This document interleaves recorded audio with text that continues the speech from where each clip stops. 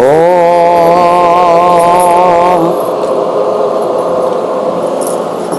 అఖండమండలాకారం వ్యాప్తం యేన చరాచరం తత్పదం దర్శితం యేన తస్మై శ్రీ గురవే నమః. సదాశివసమారంభాం శంకరాచార్య మధ్యమాం అస్మదాచార్యపర్యంతాం వందే గురుపరంపరాం. గురుబ్రహ్మా గురుర్విష్ణు గురుదేవో మహేశ్వరః. గురు సాక్షాత్ పరబ్రహ్మ తస్మై శ్రీ గురవే నమః. నిత్యానందం పరమసుఖదం కేవలం జ్ఞానమూర్తిం విశ్వాతీతం గగన సదృశం తత్వమస్యాదిలక్ష్యం. ఏకం నిత్యం విమలమచలం సర్వధీ సాక్షిభూతం భావాతీతం త్రిగుణరహితం సద్గురుం తం నమామి. ఓం సహనా భవతు సహనౌ భునక్తు సహ వీర్యం కరవావహై తేజస్వినావధీతమస్తు మా విద్విషావహై. ఓం శాంతి శాంతి శాంతి. శిష్యుడు అడుగుతున్నాడు, గురుదేవా, నేను పంచకోశాలు కాదు అని, దాన్ని సాక్షిగా చూసే సామాన్యాన్నే అని నాకు అర్థమైంది. అంతవరకే అర్థం అవుతుంది. నన్ను ఎవరో గౌరీనో ఎవరో కూడా ఈ మాటే అడిగారు. సాక్షిభావం అంటే నేను అమెరికాలో ఉండగా ఫోన్లో కూడా మీకు చెప్పాను. సాక్షిభావం అంటే దేహాన్ని సాక్షిగా చూడడం, అది కాదు. అందరికీ అంతే అర్థమవుతుంది. ఎందుకంటే నాది అనేది ఒకటి ఉందని అందరికీ తెలుసు. ఆ నాదికి భిన్నంగా నేనెవరో తెలియదు, కానీ నేననేది ఒకడు ఉన్నాడని తెలుసు మనకి కదా. మనకి తెలుసునా గురువుగారు చెప్పడం వల్ల కాదు. ఆ చిన్న పాపకు కూడా నేను నాది తెలుసు. ఎవరు చెప్పారు? ఆ నేనే చెప్తుంది. ఆ చిన్న పాపకు ఎవరు చెప్పారు అంటే నేనే చెబుతుంది. ఏమని? ఇది నాది అని కదా. నీ పేరేమిటమ్మా అని అడగండి ఏ చిన్న బిడ్డనైనా, వెంటనే ఏమంటుంది? నా పేరు అంటుంది కదా. నువ్వు అడిగింది నీ పేరు. నీ ఉద్దేశం ఏమిటంటే ఏ నేనైతే నీవు అనే పేరుతో ఉందో, ఏదైతే నేను అనే పేరుతో నా దగ్గర ఉందో, ఈ నేను ఆ నీవు ఒకటే. నీవే నేనని తెలిపిన గురువే సర్వస్వం. అర్థమైందా? నీవు అని ఎవరిని అడుగుతున్నాం మనం? నీలో ఉన్న నేను. ఎందుకని నేను నీవు అన్నాను? నిన్ననే చెప్పా, ఇక్కడ మోహితుని నుంచోబెట్టాను కదా. వాడు ఎప్పుడైతే అవతల టర్న్ అయినాడో, టర్న్ అవ్వడం, ఈ మాట కూడా మీకు చెప్పాను. అంటే బేసిక్స్ చెప్తున్నప్పుడు ఒక సీసాలో మనం తేనె ఏదో పోసుకున్నాం. సీసా మూత పెట్టాలి. మూత పెట్టాలంటే ఏం చేయాలి? టర్న్ చెయ్యాలి కదా. టర్న్ చేస్తే ఏమవుతుంది అంటే మూత బిగుసుకుపోతుంది. గట్టిగా టర్న్ చేస్తే మూత బిగుసుకుపోతుంది. అట్లా నేను అనే సీసాలో నాది అనే మూతని పెట్టి టర్న్ చేశాను నేను. ప్రతి ఒక్కడు, నీవు నేను అందరం. అప్పుడు ఆ సీసా ఎక్కడికి కారదు. చూడండి, గమనించండి. సీసాలో మనం నెయ్యో నూనె పోసి నీళ్లు పోసినా సరే, మనం మీరు యాత్రలకు వెళ్తూ ఉంటే సీసా నిండా నీళ్లు పోసి ఏం చేస్తారు? మూత పెట్టి తిప్పుతారు. తిప్పినప్పుడు ఏమవుతుంది? ఆ నీళ్లు బయటికి రాకుండా అది ఆపుతుంది కదా. అట్లా టర్న్ చేసుకున్నాం మనం. నేనును నాది అనే మూత పెట్టి టర్న్ చేసుకున్నాం. అందుకని బై బర్త్ మనకి తెలుసు. ఏం తెలుసు? ఈ సీసా ఉందని మనకు ఎవరైనా నేను లేనని అంటారట్రా. నేనున్నాను అని ప్రతి ఒక్కడికి తెలుసు. రాజేశ్వరి రాలేదా?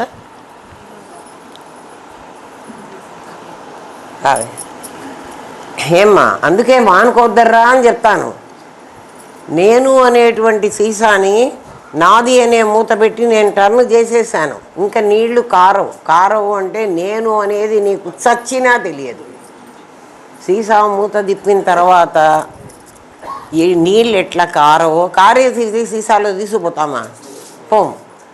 అందుకని మూత పెట్టిన తర్వాత ఇంకా కారదంటే నేను తెలిసే అవకాశమే నీకు లేదు. మరీ సీసా మూత అని మీకు అర్థం అవడం కోసం చెప్పాను కానీ కదా, సీసా వేరు, అందులో నీళ్లు వేరు, మళ్ళీ అట్లా చెప్పవాకండి. చెప్పాలంటే మళ్ళీ ఇంకా కాస్త నేను లోతుకెళ్ళి ఇంకొక ఎగ్జాంపుల్ చెప్పాలి మీకు. ఇంతవరకే అర్థం చేసుకోండి ప్రతిదీ కదా. మీరు అంత లోతుగా వెళ్ళగలిగినట్లయితే నేను ఇంకా లోతుగా మాట్లాడతాను. మీరంత లోతుగా వెళ్ళలేరు కాబట్టి కదా, నేను గజఈతగాండి, ఎక్కడైనా దూరగలను కదా, భూమిలో కూడా పోగలను. మీరు పోలేరు. నా వెంట పరిగెత్తితే తీసుకుపోతా, నా వెంట రావటంలే మీరు. ఎందుకంటే మీకు బయట పీకుడు చాలా ఉంది కదా. అందుకని ఇంకా అంత లోతుగా చెప్పను. ఇప్పుడు ఇది మీ లెవెల్కి చాలా లోతు. సీసాలోను నేను తెలిసే అవకాశం లేదు ఎవరికి? నాది మూత కదా, దాన్ని బిగించి పెట్టింది, లోపల నీళ్లు బయటికి రాకుండా బిగించింది. ఇప్పుడు ఏం అందుకనే చిన్న పాపకు కూడా నేను నాది తెలుసు, నేను తెలిసే అవకాశం ఉండదు. ఇప్పుడు మేము ఏం చెప్తున్నాం అంటే రిటర్న్ చేయమంటున్నాం. రీటర్న్ అంటే అర్థం ఏంటి? ఎటువైపు అయితే ఇంతకు ముందు తిప్పావో ఇప్పుడు దానికి ఆపోజిట్ తిప్పరా అన్నాను. ఆపోజిట్ తిప్పితే ఆటోమేటిక్గా వస్తుంది. ఒక్కోసారి సీసా బిగుసుకుపోతుంది, మూత రాదు కదా. మనం ఏం చేస్తామంటే ఒరే నాకు రాలేదురా, నువ్వు చూడరా అంటాం. వీడికి కూడా రాదు, వాడికి కూడా రాదు, కానీ అందరూ కొంచెం తిప్పి ఉంటారు. ట్రై చేసిన తర్వాత కదా రాదన్నాడు. ఎవడో ఒకడు తీయంగానే వచ్చేస్తుంది. అర్థమవుతుందా? దీనికి అర్థం ఏమిటంటే నేను మూత రాక వీడికి ఇచ్చాను కదా, వీడికి మూత రాక వాడికి ఇచ్చాడు కదా. మరి వీళ్ళిద్దరూ సమర్థులు కాక వాడికి మూత వచ్చిందా? కాదు. ఎందుకంటే వీళ్ళు తిప్పుతున్నప్పుడు కొంచెం తిప్పారు. చివరికి వాడు ఆ కొంచెం తిరిగిన దాన్ని ఒకసారి తిప్పేయం కానీ ఇదేం వచ్చింది కదే, ఏముంది ఇది పెద్ద అంటాడు.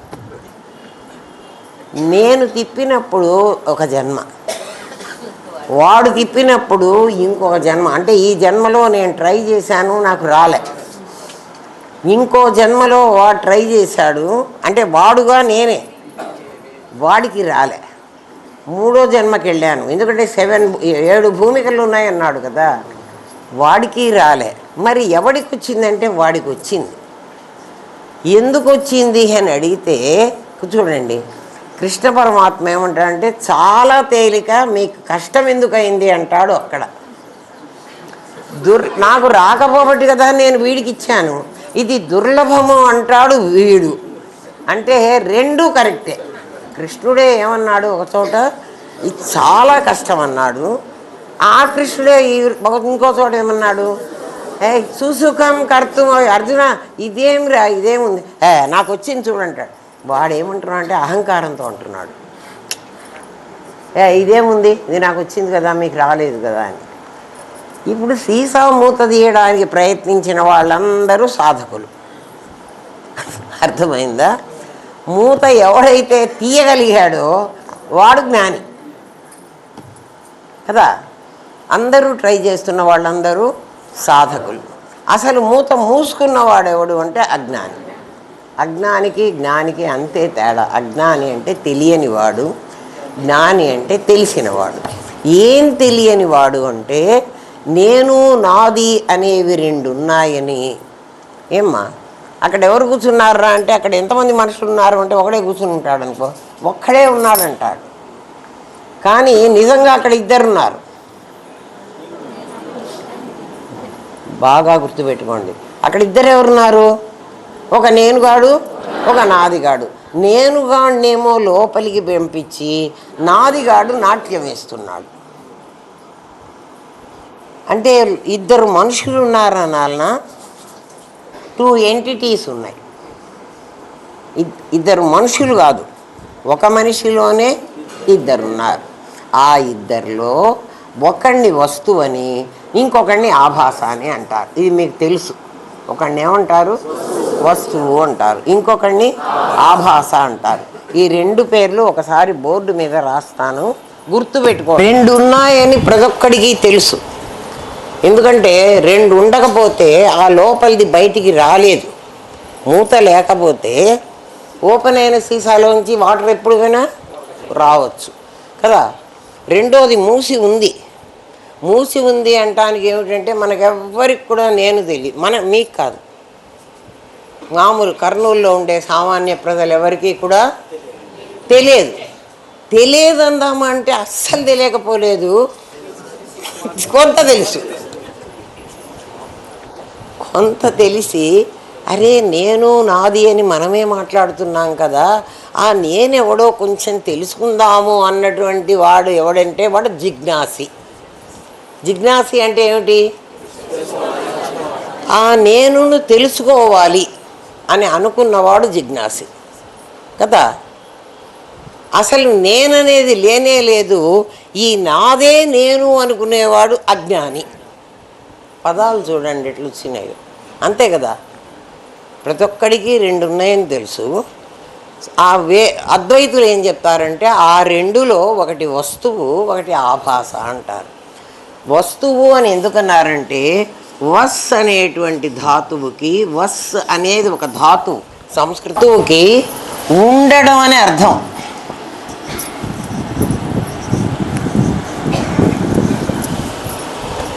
వస్ అనే ధాతువుకి ఉండడం. వసతి గృహం అంటారు, విన్నారా? వసతి అని ఎందుకు అంటున్నారు? మనం ఉండడానికి పనికి వచ్చేది అని అర్థం కదా. హాస్టల్ అంటే అర్థం ఏంట్రా? వసతి గృహం అన్న పదం విన్నారా? ఎందుకు వస్ అని ఎందుకు అన్నారు? వస్ అంటే ఉండడం అని అర్థం. ఇది ఏమిటి అంటే వస్తువు అన్నాడు. సంస్కృతంలో వస్సుకి తెలుగులో డు, ము, ఊలు ప్రథమా విభక్తి, ఊ అనే విభక్తి చేరిస్తే ఇది వచ్చిందిలే. ఊ అనే విభక్తి చేరిస్తే ఇది విభక్తి, అప్పుడు వస్తువు అయింది. ఆ వస్తువు మీకు గ్రామర్ చెప్పంలే, ఎందుకు మళ్ళీ వస్తువు ఎందుకు అయిందంటే వద్దు, మీకు అక్కర్లే, మరీ చంపకూడదు, అర్థం చేసుకునే వరకు చెప్తాను. ఉండడము అనేది ఒకటి. ఇది ఉండడము అంటే అర్థం ఏమిటి అంటే ఎప్పటికీ ఉండాలి. వస్తువుకు అర్థం ఏమిటి? ఎప్పటికీ ఉండాలి. ఎప్పటికీ అంటే ఏమిటి?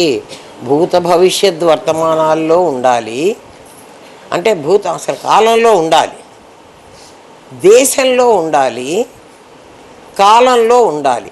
దేశ కాల వస్తువు అంటారు.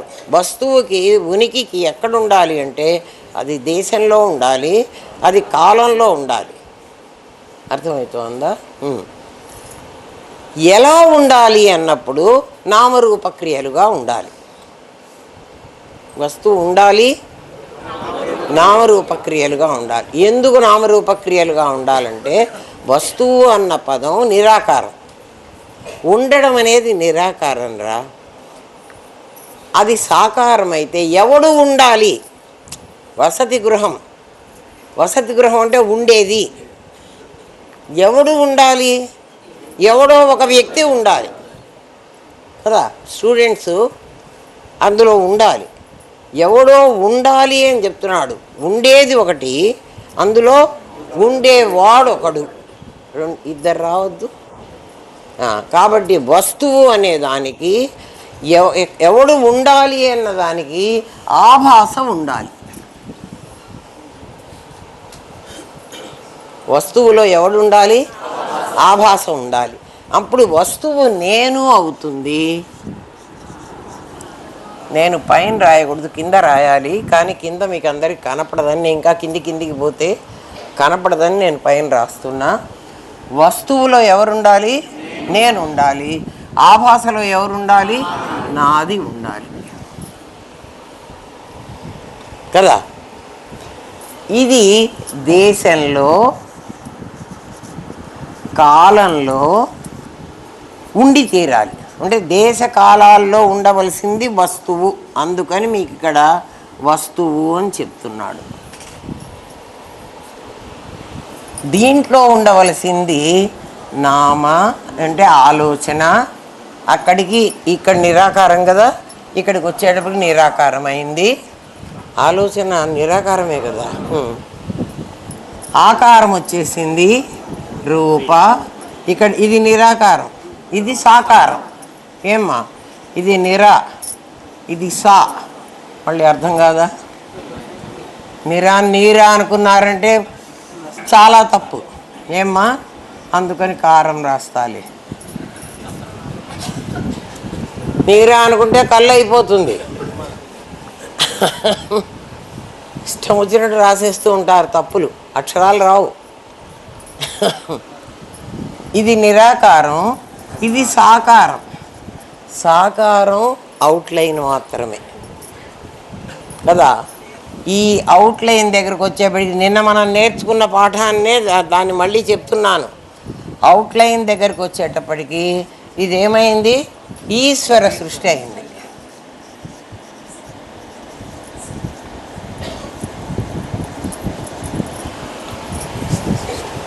అవునా? నామరూప క్రియ. క్రియ అయ్యేటప్పటికి ఇది ప్లాన్, ఇది ఎగ్జిక్యూషన్, ఇది స్కెచ్, ఇది రూపం, ఇది స్కెచ్. దీనికి కలర్ వేసాం. అందుకనే నేను బోర్డు అంటున్నా. ఊరికే నేను మాట్లాడానుకో అర్థం కావు, మాటలు అర్థం అవుతాయి కానీ అందుకే విజువలైజ్ చేయాలి. ప్రతి టీచరు బోర్డు చాక్పీసు. ఎప్పుడు నాకు మా కాలేజీలో భానుమతి గారికి 6th ఫింగర్ ఉంది అని.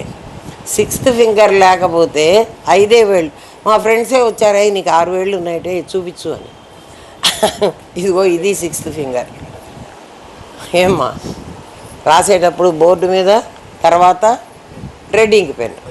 రెడ్డింగ్ పెన్ చేతులు రాకపోతే ఏం లేదు, అది 6వ వేలు. ఎందుకంటే బోర్డు మీద వేస్తే మీకు అర్థం అవుతుంది అని చెప్తున్నా.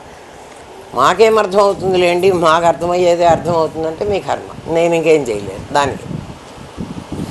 ఏమైంది? వస్ అంటే ఉండడం, ఉన్నది తెలుగులో అయితే వస్తువు అయింది కదా. ఆ వస్తువు నామరూప క్రియలుగా మారితే మారదు, మళ్ళీ చెప్తాను. అలా మారితే అది ఆభాస. ఏమ్మా, ఇప్పుడు ఆభాసకి వస్తువుకి ఉండడం దగ్గర పెట్టాను. ఏమిట్రా డిఫరెన్స్ అంటే, ఏమ్మా, ఆభాసకి వస్తువుకి, వస్తువు ఎప్పుడూ కూడా ఆభాస వస్తువు మీద ఆధారపడి బతకాలి. దీనికి సొంత బతుకు లేదు. ఏమ్మా, నిరాధార. తర్వాత చెప్పండి. నిస్సంగం, అది అది ఆ లలితా సహస్రనామంలో ఒక స్ట్రాంజా ఉంది చూడండి, ఇన్ని పేర్లు. నిరాధార, ఇది నిరాధార.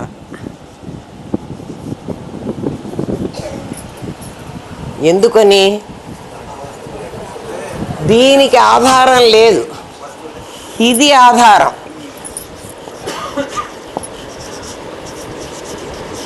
ఆధారం ఎప్పుడూ వస్తువే కావాలి, అది నిరాధారం. నిస్సంగం, దీంతో సంగం లేదు. ఇది అది కలిసి ఉండవు. మనకు తెలిసినంతలో కలిసి ఉంటున్నాయి. మనకు తెలిసినంతలో ఒక నేను నాది కలిసి ఉన్నాయి కదరా. ఇందాక నుంచి 2 మనుషులను కొంచెం డెప్త్ పాఠమే. నేను చాలా జాగ్రత్తగా చెప్తున్నాను, జాగ్రత్తగా పట్టుకోండి కదా. ఇందులో ఏ ఒక్కటి మీరు వదిలేసినా మీ ముగ్గురు సరిగ్గా రాదు. మాకే తెలుసుందనుకున్నా కూడా రాదు. జాగ్రత్తగా వినండి. ఇది ఆధారం, ఇది నిరాధారం. అందుకని దీని పేరు ఏం పెట్టారంటే పెద్దలు ఆధారం నిరాధారం అనే పదం మనకు సరిగా రాదేమో మీకని దీనికి ఆధేయము అని పేరు పెట్టారు.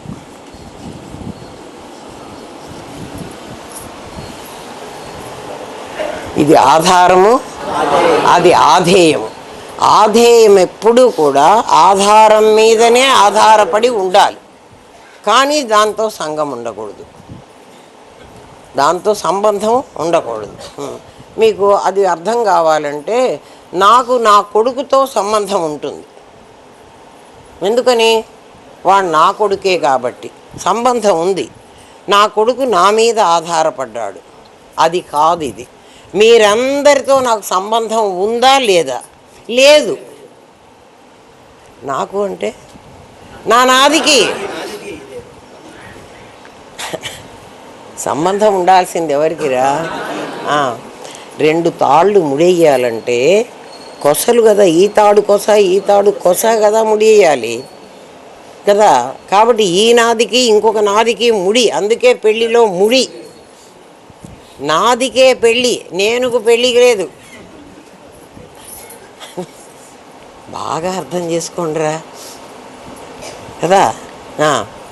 అందుకని మరి నాకు నా కొడుక్కి నాకు మీకు ఉన్న సంబంధాల్లో మీకు తేడా తెలియాలి. ఎందుకంటే నిస్సంగం, నాతో సంఘం లేదు మీకు. మీకు ఎందుకు సంఘం లేదండి? గురువుగారుగా మేము సంఘం బాగా పెట్టుకున్నామంటే నేనుతో అప్పుడు కూడా సంఘం కాదు. ఎందుకు కాదు అంటే నువ్వు నేను ఒకటే అయినప్పుడు ఇంకా సంఘం ఎవడితోరా? ఇద్దరు లేరు కదా. నా కొడుకుతో నాకు, నేను నా కొడుకు అంటే నేను అనేవాడు ఇక్కడ నాది, వాడు నాది. వాడు నా మీద ఆధారపడి ఉన్నాడు, వాడు నాతో సంఘం పెట్టుకోవాలి. వీడికి సంఘం లేదు. అందుకని నిస్సంగం. ఎవరితో? నేనుతో. ఎన్ని అడ్జెక్టివ్లు ఇస్తున్నాడో చూడండి. అన్ని అడ్జెక్టివ్లతో ఈ నేను వాడిని మీరు కనుక్కోవాలి. నాదిగాడు మీరు మాకు కనబడుతూనే ఉన్నాడు. ఇదిగో నేను అనుకోవడానికి ఎన్ని ఇస్తున్నాడో చూడండి. ఒక ఉదాహరణ చెప్తే మీకు అర్థం అవుతారు. నేను నాది కదా. చూడండి, నేను నాది. ఈ లైట్ ఉందిరా, ఈ లైట్ లేకపోతే ఈ వెలుగు రాదు. అంటే ఈ వెలుగు దేని మీద ఆధారపడింది? లైట్ మీద ఆధారపడింది. అప్పుడు లైట్ పేరు వస్తువు, నిజంగా లైట్ వస్తువు కాదు. మీకు ఉదాహరణ చెప్పడానికి చెబుతున్నా, మళ్ళీ మీరు జాగ్రత్త పడండి. అమ్మా మీరు లైటే వస్తువు అని చెప్పేశారు కదా, మా ఇంటి నిండా లైట్లు ఉన్నాయి, ఆ పరమాత్మ మా ఇంట్లో అంతా మేము చూస్తున్నామంటే చచ్చారు. చావడం ఎందుకండి అంటే మళ్ళీ ఈ బర్త్లో రాలేదు కదా, ఇంకో బర్త్ తీసుకోమంటుంది అంతే. మిమ్మల్ని ఏం తిట్టటంలే, తిడతా కదా, తిట్టకుండా ఏం ముద్దు పెట్టుకోను. ఎందుకంటే తప్పు చేసినప్పుడు తిడతాను, అమ్మవారే తిడుతోంది. మనం అందరం తప్పు చేసినప్పుడు ప్రళయం అనే పేరుతో ఒక్కసారి ఇట్లా తీసి ఆ కాయలన్నీ చెరిపేస్తాడు. ఆట ఎవరైనా పచ్చీసు అట్లా ఆడతారు చూడండిరా. ఆట ఓడిపోయినాడు ఆ పిల్లవాడు, అదే ప్రళయం కదా. ఆడినంతసేపు ఆడి తర్వాత ఆట చెరిపేస్తాడు. లైట్, అందుకని లైట్ వరకే, అంతవరకే తీసుకోండి. ఎగ్జాంపుల్, పరమాత్మతో పోల్చేటువంటిది అసలు ఏ వస్తువు లేదర్రా. అందులో ఒక్కొక్క భాగాన్ని మాత్రమే తీసుకుని మనం చెప్పుకోవాలి. లైట్ వస్తువు అయితే దీని వెలుగు ఆభాస కదా. లైట్ లేకపోతే వెలుతురు రాదు, వెలుతురు లైట్ మీద ఆధారపడి ఉంది కదా. కానీ దానికి దీనికి సంబంధం లేదు, కనెక్షన్ లేదు. చూడండి, ఎక్కడన్నా కనెక్షన్ ఉందా? ఎవరికి కనెక్షన్ ఉంది? ఆ హోల్డర్లో ఉన్నదానికి లైట్కు కనెక్షన్ ఉంది, కానీ లైట్కి వెలుగుకి అట్లాడిది మన నేనుకు నాదికి కనెక్షన్. ఇంకా అంతకంటే చెప్పలేనురా ప్రకాష్. ఏంరా విచారణ చేసుకుని ఇవన్నీ మీరు నేర్చుకోవలసినవిరా. గురువులు ఎవ్వరు చెప్పరు. ఆగమం చాలా ఇష్టమైన శిష్యుడికి ఎప్పుడన్నా చెప్తారేమో, రామనాథం గారు నాకు చెప్పినట్టు కదా. అది ఆగమం అంటే. గురువు తన శిష్యుడికి మాత్రమే చెప్పేది. ఎందుకండి ఆయనకు అట్లాంటి బుద్ధి? తన శిష్యుడికి మాత్రమే ఎందుకు చెప్పాలి అంటే కదా, ఎవడు దాన్ని రిసీవ్ చేసుకుంటున్నాడో వాడికి చెప్తాడు. క్లాసులో టీచరు ఏ పిల్లవాడంటే ఎక్కువ ఇష్టపడుతుంది? ఎవడు శ్రద్ధగా పాఠం వింటాడో కదా. అందరూ ఆవిడ పిల్లలే, కానీ అందరంటే ఇష్టపడదు అంటే అందరికీ తక్కువ మార్కులు వేస్తారు. వాళ్ళు తప్పులు చేస్తే తక్కువ మార్కులు వేస్తాం కానీ కదా. అటువంటి వాడికి మాత్రమే ఆ బుద్ధికి అందేటట్టుగా చేస్తారు. అందరికీ బుద్ధికి అందదమ్మ. ఊరికే గురు అనుగ్రహం అంటే అదే. నువ్వెంత ముందుకు వస్తుంటే ఆయనంత దగ్గరికి వస్తాడు. ముందుకు వస్తుంటే నేను 10 అడుగులు వేస్తే ఆయన 1 అడుగు వేస్తాడు. కాదు, నువ్వు 1 అడుగు వేస్తే ఆయన 10 అడుగులు వేసి నిన్ను పట్టుకుంటాడు. ఎందుకంటే ఆయన పేరు అచ్యుత. అచ్యుత అన్న పేరు విన్నారా? అచ్యుత, అనంత, ఈ పేర్లు విన్నారు కదా. చ్యుతి అంటే జారిపోవడం. చ్యుతి అన్న పదానికి జారిపోవడం అని అర్థం. అచ్యుత జారిపోయి, మనం నీళ్లలో పడ్డప్పుడు ఎవడైనా మన పైకి లాగాలనుకుంటా అనుకో, మనం జారిపోతుంటాం, పైకి రాం. అచ్యుత అంటే నువ్వు జారిపోయినా జారకుండా పట్టుకుండేవాడు అచ్యుతుడు. అర్థమైందా? ఎందుకంటే మరి అచ్యుతుడు ఎవరండి అంటే సాక్షాత్తు పరబ్రహ్మ. గురు బ్రహ్మ, గురు విష్ణు అన్నారు కదా. విష్ణు పొజిషన్లో బ్రహ్మని ఎప్పుడవుతాడు? ఎప్పుడైతే నీకు ఆయన కటాక్షం కలిగి నేనును నీ నాదిని రెండున్నైరా నాయన అని నీకు చెప్తున్నాడో అప్పుడు ఆయన కటాక్షం ఉంది కదా. అప్పుడు బ్రహ్మ అయిపోయినాడు ఆయన. అంటే ఏం చేశాడు? బ్రహ్మగా నీలో ఒక జ్ఞానాన్ని సృష్టించాడు కదా. ఆ తర్వాత దాన్ని పోషించాలి. పోషించేటప్పుడు దాన్ని పోషించాలంటే పెంచాలి. ఆ పెంచేటప్పుడు ఆయనే విష్ణువు అవుతాడు. విష్ణువు ఇంకెవడో కాదు. నువ్వు పొగరు బట్టి అహంకరిస్తే దాన్ని చంపుతూనే ఉంటాడు. నువ్వు అర్థం చేసుకోవంతే. అప్పుడు శివుడు అవుతాడు, రుద్రుడు అవుతాడు కదా. శివం అంటే కేవలం మంగళకరుడు. రుద్రుడు అంటే రౌద్రంగా నేను కోప్పడేవాడు, నేను తిట్టేవాడు అని చెప్తున్నాడు. తిడితే ఏమనుకోవాకండి, తిట్టి తీరుతాను. ఎందుకంటే మీరు తప్పులు చేస్తున్నారు. తప్పుల మీద తప్పులు చేస్తుంటే తిడతారు, తర్వాత కొట్టను కూడా కొడతారు. ఇంకా కొడితే మీ కర్మ అనుభవించండి. దెబ్బ కనపడకుండా కొడతాడు. పరమాత్మ అట్లా ఊరుకుండేవాడు కాదు. జాగ్రత్తగా గమనించండి. దెబ్బ తిన్న తర్వాత తెలుస్తుంది, ఎవరే నన్ను కుట్టాడే. ఇంకా లాభం ఏముంది? కుట్టకముందే వాడు కాష తీస్తున్నప్పుడే జాగ్రత్త పడండి. ఏమండి మమ్మల్ని బెదిరిస్తున్నారా? ఖచ్చితంగా బెదిరిస్తారు. ఎందుకంటే ఏం ప్రేమించి నాకు బెదిరించే అధికారం లేదా? ఎవడరా అధికారం లేదనేవాడు? అధికారం లేదనేవాడు ఆనందధామానికి రావాకండి, వెళ్ళిపోండి.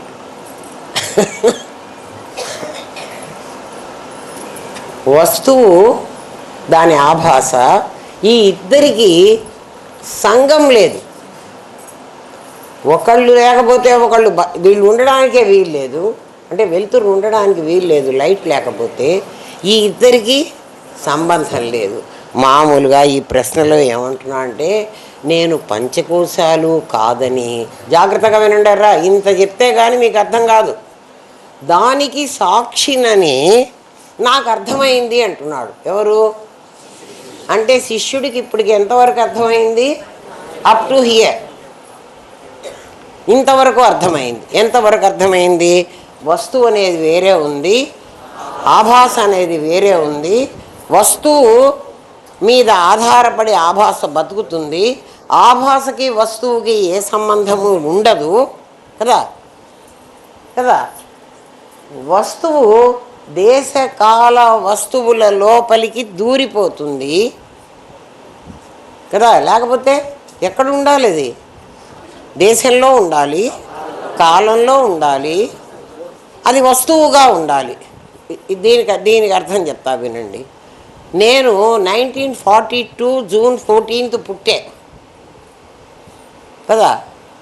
అంటే ఏమిటి, నేను దేశంలో 42 సంవత్సరం కాలంలో ఎక్కడ పుట్టాను అంటే ఫలానా ప్లేస్లో నేను పుట్టాను అంటున్నాను. అంటే ఏమిటి, నేను పుట్టాను నామరూపాలైన నేను, అంటే ఆభాస అయిన నేను, ఆ నేనుగా ఇక్కడ నేనుగా ఆభాస అయిన నేను దేశంలో ఒదిగిపోయినాను, కాలంలో ఒదిగిపోయినాను. అర్థమైందా? దేశకాలంలో ఎవరు ఒదిగిపోయినారు? ఒక వస్తువే ఒదిగిపోవాలి. వస్తువు అంటే ఉండడం. అమ్మ మీరు ఉన్నారా అని అడుగుతారు. నేను ఎక్కడికి వెళ్ళినా మీ ఇంటి నుంచి నేను వచ్చేప్పుడు అమ్మ ఇంకా ఉంటానురా అంటాను. ఉంటాను అంటే అర్థం ఏంటి? నేను వస్తువుగా ఉంటాను, మీ ఇంట్లో ఉంటానని కాదు. నేను ఉంటాను అంటే వస్తువుగా ఎందుకు ఉంటారు అంటే, ఉంటాను అని చెప్పేవాడు నేను చావనని నాకు అర్థమైపోయింది. చచ్చేవాడు చస్తాను అని చెప్పాలి. వాడు వెళతాను అనవాకురా, వెళ్ళి వస్తాననరా అంటారు చూడండి. వెళ్ళి వస్తానంటే ఏమిటి? జాతస్య హి ధ్రువో మృత్యు ధ్రువం జన్మ మృతస్య చ. మీ మాటల్లోనే అద్వైతమే ఉంది, మీకు తెలియదు. ఎందుకని? శబ్దమే తెలుసు, అర్థం తెలియదు. అర్థం తెలుసుకోవడానికి ప్రయత్నం చేయలే. శబ్దమే తెలుసు అంటే అమ్మవారు తెలుసు, అర్థం తెలియదంటే అయ్యవారు తెలియదు. అమ్మవారు తెలుసు అంటే ఆభాస తెలుసు, అయ్యవారు తెలియదు. చూడండి అరా మీ మాటల్లో. రోజు మీరు ఇంట్లో మాట్లాడుకునే మాటలు, పిచ్చి పిచ్చి కబుర్లు మాట్లాడుకోకుండా మీ మాటలకి అర్థాన్ని ముందు వెతుక్కోండి, మీకు మొత్తం పరమాత్మ తెలిసిపోతాడు. లేదమ్మా మీరు చదువుకున్నారు కాబట్టి మీకు తెలిసిందేమో, మాకు ఈ మాటలు మీరు కూడా మాట్లాడుతున్నారు. మీరు మాట్లాడటం లేదా? మాట్లాడతారు. ఎవరన్నా పెద్దవాళ్ళు వాళ్ళు వెళుతున్నాను అని చెప్పాడు అనుకో, రే వెళుతున్నాను వాకురా, వెళ్ళొస్తానరా అంటే ఏమిటి? వెళుతున్నానంటే ఫర్ ఎవర్ ఐఎమ్ గోయింగ్. వెళ్ళి వస్తాను అంటే చచ్చినా పర్వాలేదు, నేను మళ్ళీ తిరిగి. ఏమిరా ఆలోచించండి రా. అర్థమవుతుందా? ప్రశ్న ఏమని అడుగుతున్నాడంటే, నేను పంచకోశాలు కాదని. పంచకోశాలు ఇవి కదా, నేను పంచకోశాలు కాదు అని దీన్ని సాక్షిగా చూస్తున్నానని నాకు అర్థమైంది అన్నాడు. ఇప్పుడు వాడికి ఎంతవరకు అర్థమైందో మీకు అర్థమైందా? అందరికీ అర్థమైందా అమ్మా? మనం అందరం ఏం చేస్తున్నాం? ఇదే సత్యం అనుకుంటున్నాం. ఇది సత్యం అనుకుని దీన్ని లోపలికి బ్యాక్గ్రౌండ్లోకి నెట్టిపారేసి నువ్వు ఇప్పుడు రాక్కర్లేదు, అక్కడే ఉండు అని చెప్పేశాం. ఇక్కడ ఉన్న దాన్ని మాత్రమే వ్యవహారం చేస్తున్నాం. ఇది వ్యవహార సత్యం, ఇది పారమార్థిక సత్యం. తెలుస్తోందా? పారమార్థిక సత్యం అంటే ఫర్ ఎవర్ ఉండేది. శిరీష అర్థమవుతోంది కదమ్మా? వ్యవహార సత్యం అంటే అప్పటికప్పుడు ఉండేది, ఎప్పటికీ ఉండనిది కదా. మరి పరమాత్మ ఎప్పటికీ ఉంటాడు కదండి అంటే, పరమాత్మ కాదు, ఇది వెలుగు. గురుదేవా స్విచ్ ఆఫ్ చేస్తే లైట్ పోతుంది, లైట్ వెంట వెలుగు కూడా కదా. లైట్ ఉన్నంతసేపే వెలుగు ఉంటుంది, లైట్ వెంట వెలుగుపోతుంది. అయితే ఈ లైటు ఎప్పటికీ ఆరిపోదు, దీనికి స్విచ్ ఆఫ్ చేయటానికి వీలు లేదు. దానికి స్విచ్ ఆఫ్ లేదు. దీనివల్ల అది వస్తోంది. ఇంతవరకు అర్థమైందన్నాడు శిష్యుడు. మరి మీరు కూడా శిష్యులే అయితే మీకు ఇంతవరకు అర్థం అయ్యి ఉండాలి, ఫర్దర్ చెప్పాలి కదా. ఇది బేస్. బేస్ అర్థమైంది కదా. ఆఫ్టర్ దట్ చెప్పుకుందాం రండి. సామాన్యాన్ని అని అర్థమైంది. ఇక ఈ పదం కూడా చెప్పాలి. ఒక్క నిమిషం ఆగండి. నేను సామాన్యాన్ని అని కూడా నాకు తెలిసింది అంటున్నాడు. క్వశ్చన్లోనే ఎంత ఆన్సర్ ఇస్తున్నాడో వాడు చూడు.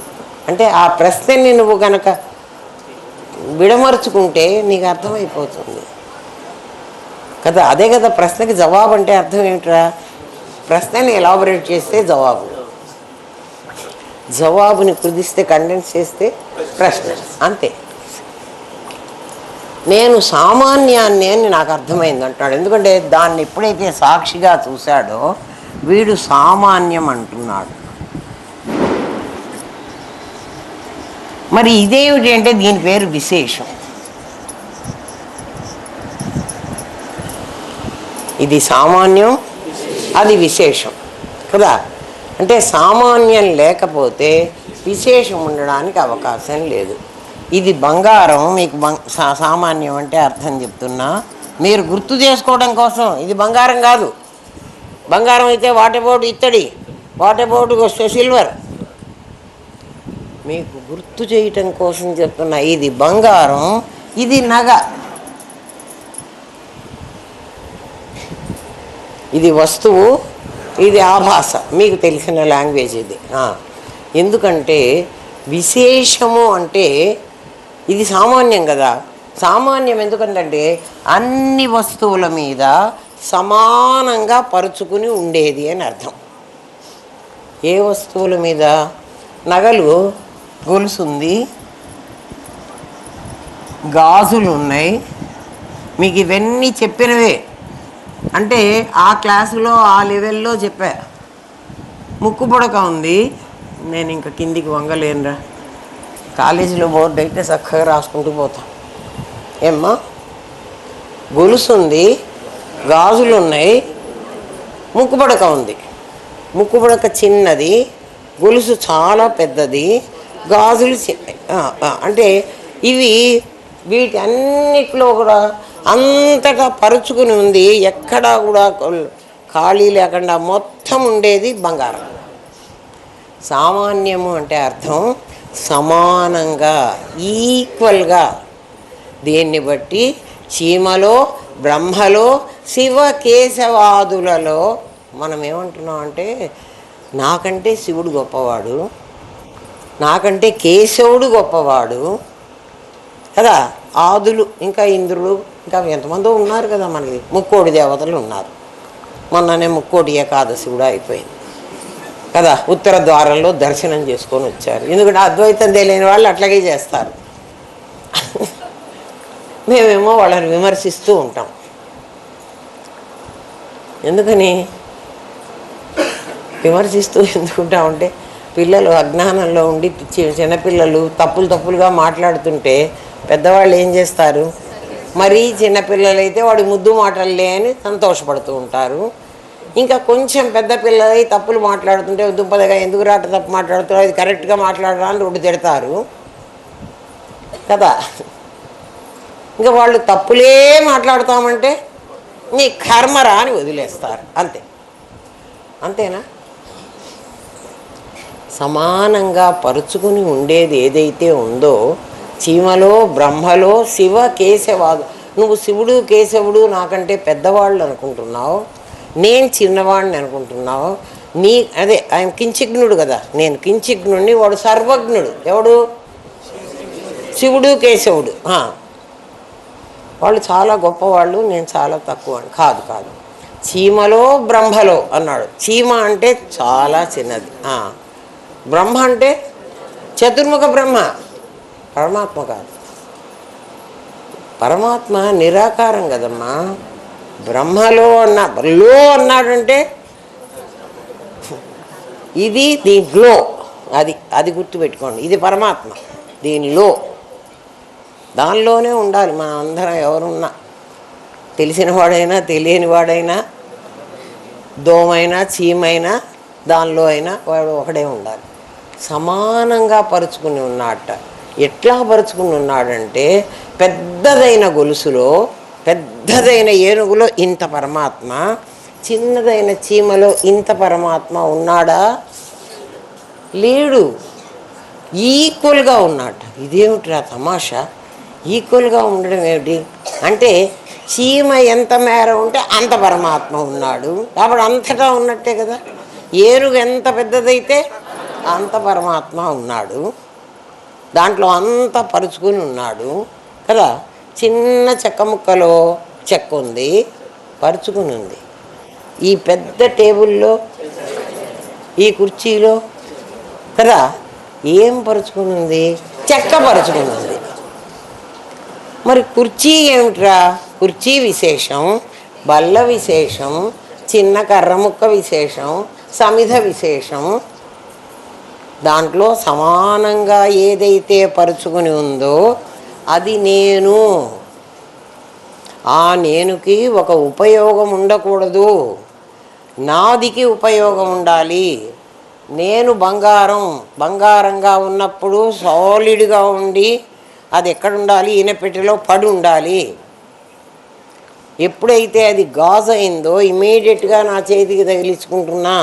అది గొలుసు అయితే నేను మెళ్ళో వేసుకుంటున్నా. అది ముక్కు పుడకైతే నేను ముక్కుకు పెట్టుకుంటున్నా. అంటే వాటి ఏరియాస్ మారుతున్నాయి, వాటి ఉపయోగాలు మారుతున్నాయి. ఆ ఉపయోగాలు పడేవి విశేషాలు. తెలుస్తోందా? ఏ ఉపయోగం ఉన్నప్పటికీ దాని నిండా ఏది ఉంటుందో అది సామాన్యం. సమానంగా పరుచుకుని ఉండేది సామాన్యం. అందులో మొత్తం అదే ఉండాలి, అది తప్ప ఇంకేం ఉండకూడదు. ఇందాకటి పదానికి ఇప్పటి పదానికి చాలా తేడా ఉంది, గమనించండి. ఇది వస్తువు అన్నాను, ఇది ఆభాస అన్నాను కదా. ఈ వస్తువులో సమానంగా పరుచుకుని ఉండాలి, ఆభాసలో విశేషంగా పరుచుకుని. మరి ఏంటండి మీరు అట్లా బంగారము నగ అని చెప్పారు, ఇది వస్తువు అది ఆభాస అన్నారు, ఇది వస్తువు ఇది ఆభాస అన్నారంటే ఇది కూడా అలాగే పరుచుకున్నది. మీకు చూపెడతాను. ముక్కు పడకలో బంగారం ఎట్లా ఉందో, గాజులో బంగారం ఎట్లా ఉందో, గొలుసులో బంగారం ఎట్లా ఉందో, ఈ వెలుతురు కూడా ఈ ఆర్చిలో ఉన్నటువంటి దాంట్లో ఇలా గదిలా దీర్ఘ చతురస్రాకారంగానే ఈ వెలుతురు ఉంది. ఇదే గుండు గది పెట్టావనుకో వెలుతురు ఎట్లుంటుంది?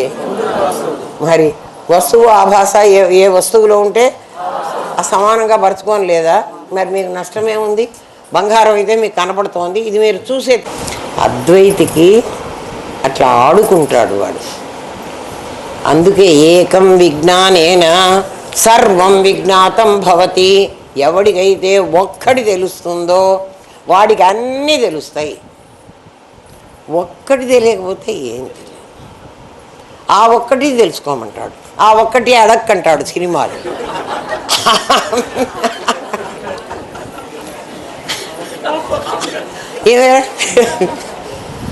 ఆ ఒక్కటి అడక్కంటాడు, ఎందుకంటే అడిగితే తెలుసుకోవాల్సి వస్తుంది.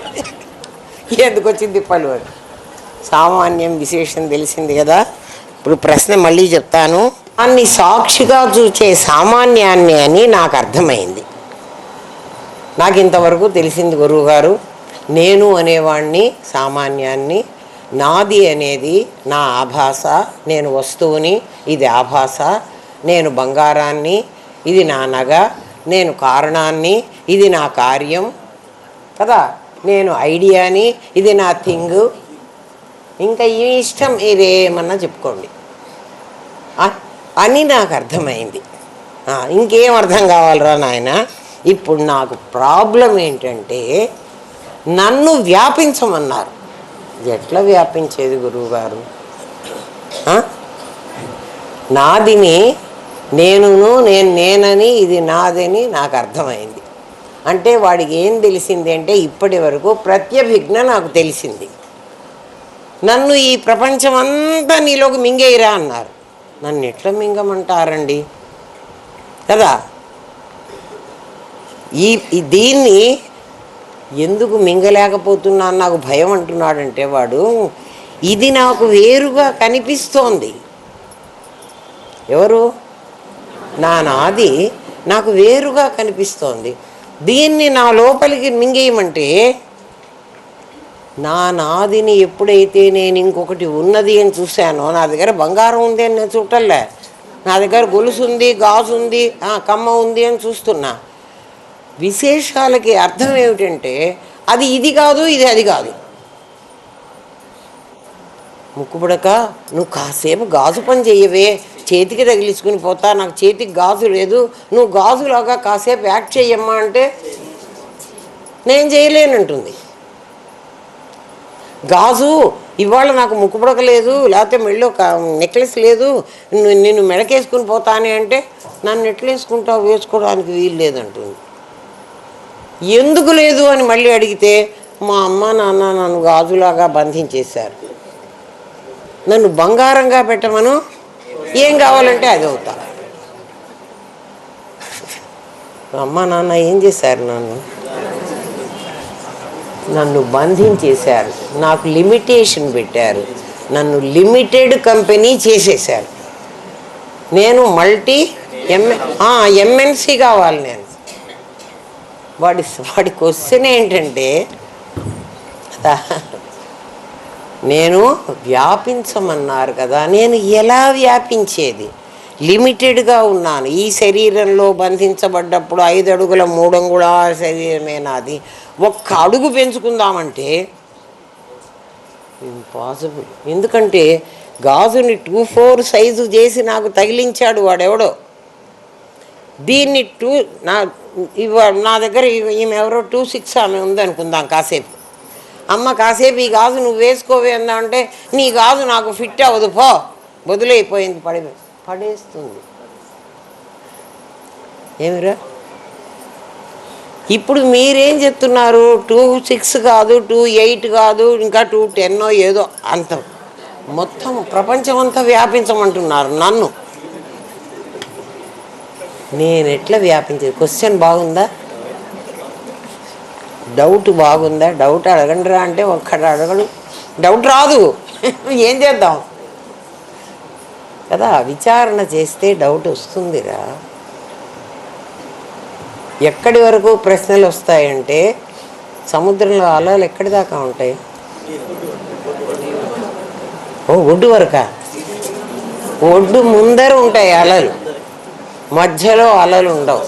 అంటే సముద్ర మధ్యంలోకి నువ్వు చేరితే ఏకం నిత్యం విమలం అచలం సర్వధీహి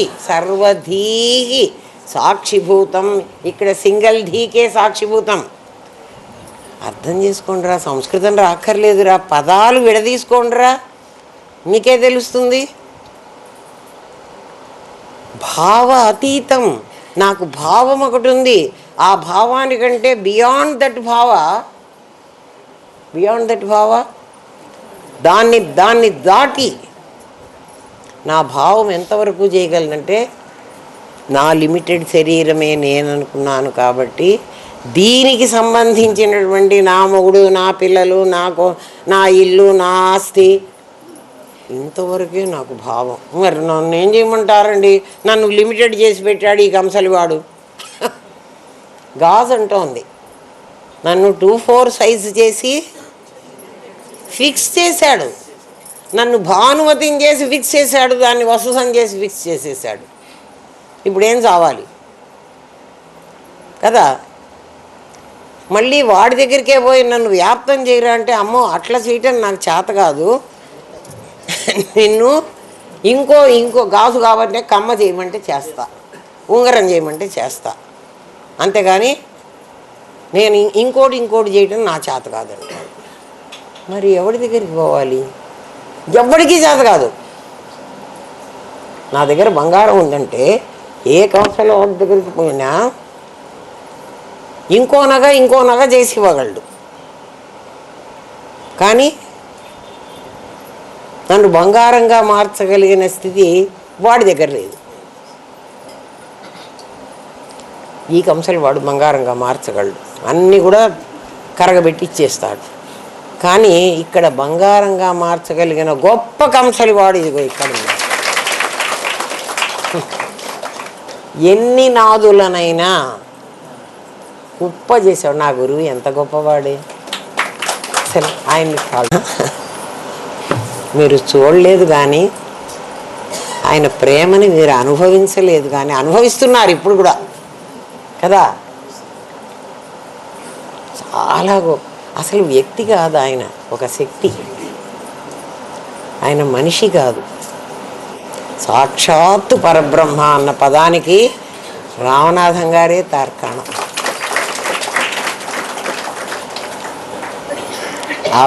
ఆయనకి ఆ పేరు పెట్టారు ఎందుకో కదా.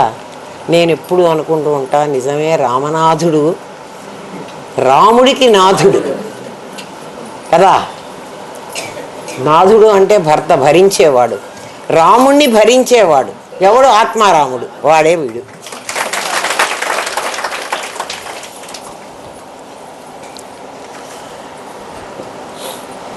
నన్ను వ్యాపించమన్నారు, అది నాకు అర్థం కాలేదు. ఏమ్మా, వ్యాపించే విధానాన్ని నాకు చెప్పండి. 121లో ప్రత్యభిజ్ఞ చెప్పి ప్రవిలాపనాన్ని నాకు చెప్పండి అని అడుగుతున్నాడు శిష్యుడు. 122 2 ఇంటర్మీడియట్ 2 years కదా. ఫస్ట్ ఇయరు నాకు అర్థమైంది, జూనియర్ ఇంటర్ అయిపోయింది గురువుగారు. 470 మార్క్స్ వచ్చేసాయి. తర్వాత ప్రాక్టికల్ సంగతి నిదానంగా చూద్దాం, ఎందుకంటే ఇది జ్ఞానం, అది విజ్ఞానం. ప్రాక్టికల్ మళ్ళీ చూద్దాం గురువుగారు. తర్వాత సెకండ్ ఇయర్ కోర్సు కూడా నాకు చెప్పేసినాడు. 2 ఉండేది అసలు కోర్సులు. అద్వైత విద్యలో ఉండేది ప్రత్యభిజ్ఞ, ప్రవిలాపనం. వాడికి ప్రత్యభిజ్ఞ అర్థమైపోయిందిట, పోయింది. అర్థమైంది, అర్థమైపోలే. మీకందరికీ అర్థమైపోతున్నది, అందుకనే మళ్ళీ మళ్ళీ తప్పులు చేస్తున్నారు. అర్థమైందా అర్థమైందా అని అడుగుతూనే ఉంటా, అయింది అయింది అంటారు. మరి అయితే మళ్ళీ ఎందుకు గుర్తుండడం లేదు అంటే సింక్ అవ్వటంలే లోపలికి సింక్ చేసుకుంటే ఎప్పుడు అడిగితే అప్పుడు రావాలి. మా గురుదేవులు అనేవాళ్ళు, అకస్మాత్తుగా నేను నిద్రలేపి నువ్వెవరు అని అడగంగానే నేను భానుమతిని ఇమ్మీడియట్గా అంట కదా. అహం బ్రహ్మాస్మి అనగలవా? అనలేవు. జనకుడు అన్నాడు. ఎట్లా అన్నాడో చూడండి. అయ్యా, మీ మిథిలంతా కాలిపోతున్నది. మిథిల కాలిపోతుందా? కాలని అన్నాడు. ఎందుకంటే కాలే స్వభావం ఉన్నదానికి కాలడం ఉంటుంది. కాబట్టి మిథిల అనేది ఒక నగరం కాలిపోతుంది. నిన్న కాలిపోలే, గ్యాస్ అంతా మండి, ఓఎన్జీసీ గ్యాస్ అంతా మండి కాలిపోయిందా లేదా? నగరం కాలలేదు, ఎక్కడ చెట్లు కాలినాయి, కొబ్బరి చెట్లు. కాబట్టి కాలుతుంది, మిథిల కాలుతోంది. అక్కడ ఇంకా ఇళ్ళు వాకిళ్ళు కాలిపోతున్నాయండి మొత్తం. అక్కడ కూర్చున్న బ్రహ్మచారులు ఉన్నారు అక్కడ కొంతమంది. అమ్మో, మా గోచీలన్నీ కాలిపోతాయేమో మేము కానీ పరిగెత్తారట. ఇల్లు కాలిన తర్వాత గోచీలు మిగులుతాయా అంటే వాళ్ళకున్న ఆస్తి అది. వాళ్ళకున్న ఆస్తి రేపటికి బట్ట ఆరేసుకుంటే, ఈ కట్టుకున్న బట్ట ఆరేసిన బట్ట, ఆరేసింది కాలిపోతే విడిగా పేగి కట్టుకోవాలి, ఏం లేవు కదా. అది వాళ్ళు గబగబా పరిగెత్తిపోయినారట. ఇళ్ళు కాలుతున్నాయన్న వాళ్ళు, అయ్యో మా ఇంట్లో ఈ డాక్యుమెంట్స్ ఉన్నాయి, ఈ వస్తువులు ఉన్నాయి, ఇవన్నీ వాళ్ళు పరిగెత్తిపోతున్నారట. కానీ జనకుడు మాత్రం మొత్తం నగరం వీడిది కదా. వాళ్ళందరి అందులో ఒక ఇల్లు, ఒక వాకిలు, ఏదో అట్లాంటి వాళ్ళు. వీడిది మొత్తం ఇల్లు వీడిది, మొత్తం ఆ రాజ్యం అంతా వీడిది. రాజ్యం కాలిపోతుంది అంటే జనకుడు, నాకు రాజ్యమే లేదు కదా, అది ఎట్లా కాలిపోతుంది అన్నట్టు. నాకు లేని రాజ్యం, ఆభాస రాజ్యం కాలెట్లా పోతుంది? పోవడానికి లేదు. మరి ఆ ఆభాస రాజ్యం ఎలా ఉంది అంటే అది పరమాత్మగానే ఉంది. ఎందుకంటే సర్వవ్యాపకమైన పరమాత్మ ఒక నేనుగా. జనకుడి స్థితి అది చూడండి. అందుకే ఆయన జనకుడైనాడు. ఆయన పేరు నిజంగా జనకుడు కాదు, అందరికీ తండ్రి లాంటి వాడు కాబట్టి జనక అన్నారు. గురుదేవా తండ్రి అంటాం. తండ్రి అంటే ఆయన వెంకటరమణయ్య గారా? మా నాన్నగారు కాదు కదా. మరి ఆయన తండ్రి అంటున్నానే అంటే తండ్రి ఎలాగైతే నన్ను చూసుకుంటున్నాడో నా తండ్రి అలా చూసుకుంటున్నాడు. అందుకని అందరికీ తండ్రి ఆయనే. మామూలుగా అయితే మీ నాన్న మా నాన్న ఒకడు కాకూడదు. ఏంట్రా మీ నాన్న మా నాన్న ఒకడైతే ఎట్లారా? మీ నాన్న మీ నాన్నే, మా నాన్న మా నాన్నే కదా. అంటే నన్ను నాదిని ఈ ప్రపంచంలోకి తెచ్చిన వాడు, కానీ నేను నాకు తెలియజేసిన వాడు నాకు తండ్రి, వాడే మీకు కూడా తండ్రి. అర్థమవుతుందా ఏమ్మా? సరే, ముద్ద చేసి ఇచ్చాడు నాకు కంసాలతను. ఇందులో అమ్మ మీ కాసుల పేరు ఇందులోనే ఉంది, మీ గాజు ఇందులోనే ఉంది అంటాడు. వాడికి కనపడుతుంది, నాకు కనపడదు. ప్రళయమైన తర్వాత ఉన్నది ముద్ద, అది ప్రళయం కాకముందు ఉన్నది. నేను ఆ మూసలో పెట్టేటప్పుడు ఉన్న గాజు ముక్కలు, కాసుల పేరు ముక్కలు. ఒకప్పుడు ఆచారి నాకు అట్లా కాసుల పేరు ఇట్లా కరగబెట్టి చూపించాడు. నేను సాధన చేసుకునే రోజుల్లో కృష్ణాచారి అని మనకి ఇక్కడ ఆచారి ఉండేవాడు. మూసలో పెట్టేసి కాసుల పేరుని ఇట్లా ఇట్లా చుట్టి అందులో పెట్టాడు. ఆ వేడికి ఒక్కొక్క కాసు ఇట్లా కరిగిపోతూ కొంచెం సేపటికి లిక్విడేట్ అయిపోయింది. మొత్తం అందులో ఇన్ని నీళ్లు మిగిలినాయి. ఆ చిన్న గిన్నెలో చిన్న ఇంత మూస, ఆ మూసలో ఇన్ని నీళ్లులాగా మిగిలింది. అది నీళ్ళలాగే ఉంది. అయితే బాగా మెరిసేటువంటి నీళ్లు, గోల్డ్ కలర్, గోల్డే, అది గోల్డ్ కలరే ఉంది. మిసిమి పసిమే కదా బంగారం లక్షణం. దాన్ని వెంటనే ఇట్లా పట్టుకారు పట్టుకుని ఒక అది కాదు, ఇదేమిట్రా మనం పెంకులు ఉంటాయి చూడండి, మ్యాంగ్లూరు పెంకు, ఆ పెంకు మీద పోసేసాడు. దాని మీద ఇట్లా లైన్ కడ్డీ తయారైంది. నా కాసులు ఏవి అమ్మ, మీ కాసులు ఏవో తెలుసునా మీకు అన్నాడు. కాసులు కరిగినాయి కదా అన్న. కాసులు ఇందులో ఉన్నాయమ్మా అన్నాడు. అంటే అతనికి తెలిసిన భాషలో నాకు అద్వైతం బోధించాడు. నాకు అట్లా తెలుసుకున్నా అమ్మనే, ప్రతిదీ ప్రాక్టికల్గా చూసి తెలుసుకున్నాను. మిమ్మల్ని ఈ పువ్వులు గురువుగారి పాదాలకు ఎక్కిస్తున్నా అంటూ ఆ పగడం ఎక్కించి మళ్ళీ ఇట్లా దాన్ని అల్లుకుండేవాడు. మొత్తం అది చేసి అమ్మ ఇవాళ్ళంతా మీ పాదాలకు నేను పూజ చేసేసాను అనేవాడు. నిజమమ్మా నేను చెప్తున్నది. నేను పంచకోశాలు కాదు అని, దాన్ని సాక్షిగా చూసే సామాన్యాన్ని అని నాకు అర్థమైంది. కానీ నన్ను వ్యాపించమన్నారు, అది నాకు అర్థం కాలేదు. వ్యాపించే విధానాన్ని నాకు తెలియజేయండి అని అడిగాడు. క్వశ్చన్ చాలా సింపుల్గా ఉంది, ఎంత కాంప్లికేటెడో మీకు అర్థమైంది కదా. కొన్నిసార్లు మనకు క్వశ్చన్ పేపర్లో ఒక ప్రశ్న కంపల్సరీ క్వశ్చన్ ఇస్తాడు కదా, అది ఖచ్చితంగా ఆన్సర్ చెయ్యాలి. ఆ కంపల్సరీ క్వశ్చన్ దానికి ఎక్కువ మార్కులు కూడా ఉంటాయి. అది చాలా కాంప్లికేటెడ్. క్వశ్చనే నీకు అర్థం కాదు కదా, అంటే అది ఎందుకు ఇస్తున్నాడు? అది నీకు అర్థమైనట్లయితే నీకు సబ్జెక్ట్ అర్థమైనట్టు, అంతే కదా. పరీక్ష రాసే వాళ్ళందరికీ తెలుస్తుంది. Complicated question, easy questions answer చేసిపోయినాడు అనుకో, మేము కరెక్ట్ చేసేటప్పుడు ఇట్లా చూసామనుకో, ఈ క్వశ్చన్ ఎవడు ఆన్సర్ చేయలేదో వీడికి 20 మార్కులు వేసి పంపించేసేయచ్చు. ఎన్ని క్వశ్చన్లు ఆన్సర్ చేసినా, వాడు కంప్లీట్గా రాసినా కూడా, ఇంపార్టెంట్ ఏ క్వశ్చన్ అయితే నీకు చెప్పేది ఆన్సర్ చేయమని మేము అడిగామో అది చెయ్యని వాడికి పాస్ మార్కులు వేయటానికి వీల్లేదు. ఏమి అవునా కదా? అందుకని ఇంపార్టెంట్ క్వశ్చన్ ముందు ఆన్సర్ చేయండి. మిగిలినవి చేసినా చేయకపోయినా ఏం పర్వాలేదు. అట్లా అని అదొక్కటి ఆన్సర్ చేసి మీరు రావాకండి. ఎందుకంటే అదొక్కటే వీడు నేర్చుకున్న, అది నేర్చుకుని రాయగలిగిన వాడికి ఇవి ఈజీగా వచ్చేస్తాయి. నీవు పంచకోశాలు నేను కాదని తెలుసుకున్నావు. అవి పంచభూతాల కలయికతో ఏర్పడ్డాయి. ఎందుకంటే ఎప్పుడైతే ప్లాన్ వరకు, ఇచ్ఛా జ్ఞానం వరకు నీ లోపల కావాలి, దానికి మెటీరియల్ అవసరం లేదు. ఇచ్ఛా జ్ఞానం అనేటువంటి 2 శక్తులు అవి స్వతంత్రం కలిగినవి. ఇచ్ఛ అంటే ఆలోచన, నీ ఆలోచన చేయటానికి నీకేమీ కష్టం లేదు. ఏదైనా నువ్వు ఆలోచించగలవు. ఒకడిని కత్తితో నేను పొడిచాను, కత్తితో నిజంగా పొడవడం నీకు చాలా కష్టం, భయం కదా. ఆలోచించడం అదేం కష్టం లేదు కదా. అట్లాగే నేను ఎవరెస్ట్ శిఖరం మీద ఎక్కాను చూడండి, హిమాలయ పర్వతం ఎవరెస్టు, అది పైకి ఎక్కి నేను ఎక్కేసాను.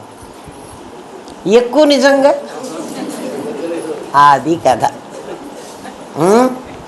నాకు చాలా జ్ఞానం కలిగింది, నేను వ్యాపించేశాను అనుకోవడం డెడ్ ఈజీ. ఎందుకు అంటే ఇచ్ఛలో నీకు కష్టం లేదు. పరమాత్మ ఏ సంకల్పమైనా చెయ్యొచ్చు.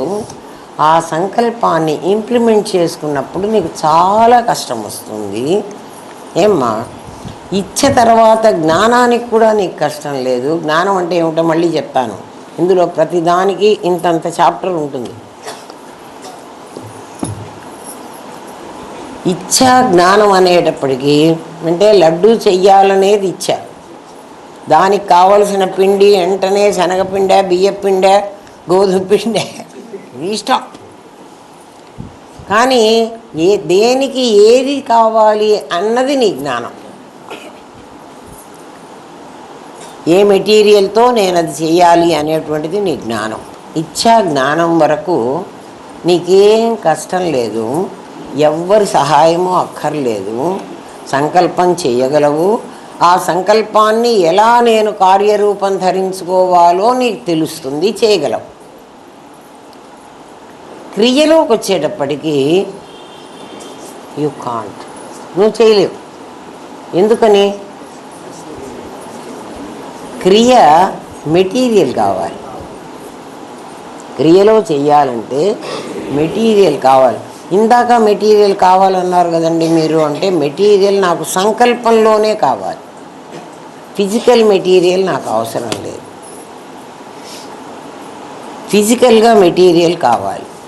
మెటీరియల్ ఏమిట్రా ఈ ప్రపంచంలో అంటే పృథ్వీ, ఆపస్, తేజో, వాయువు, ఆకాశాలు, ఈ 5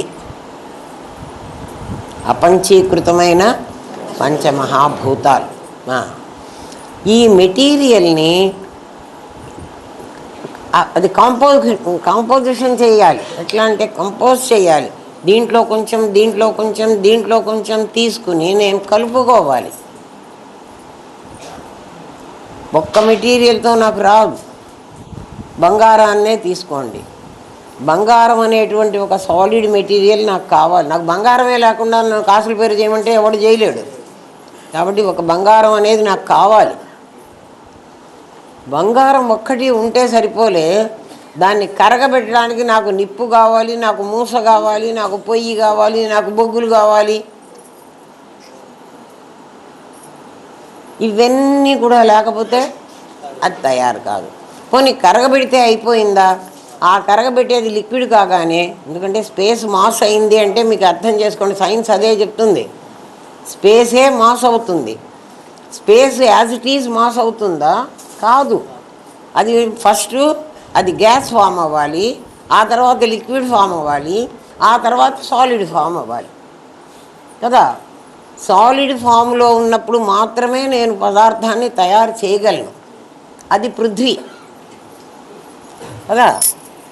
అట్లా నేను అన్ని పదార్థాలు తయారు చేయాలంటే నాకు ఏం కావాలి? పంచభూతాలు కావాలి. పంచభూతాలు అపంచీకృతమైతే దాన్ని ఈశ్వర సృష్టి అంటే ఈశ్వరుడు సృష్టించాడు. నేనేమైనాను అంటే నేనే 8 రకాలుగా మారాను, మేనిఫెస్ట్ అయినాను. బంగారమే కాసుల పేరుగా మేనిఫెస్ట్ అయింది కదా. మారిందా అంటే మళ్ళీ ఆరంభము పరిణామం కాదు. మరి ఏమైంది అంటే వివర్తమైంది. బంగారం బంగారంగా ఉండి, ఒక్కసారి కాసులు పేరిస్తామా?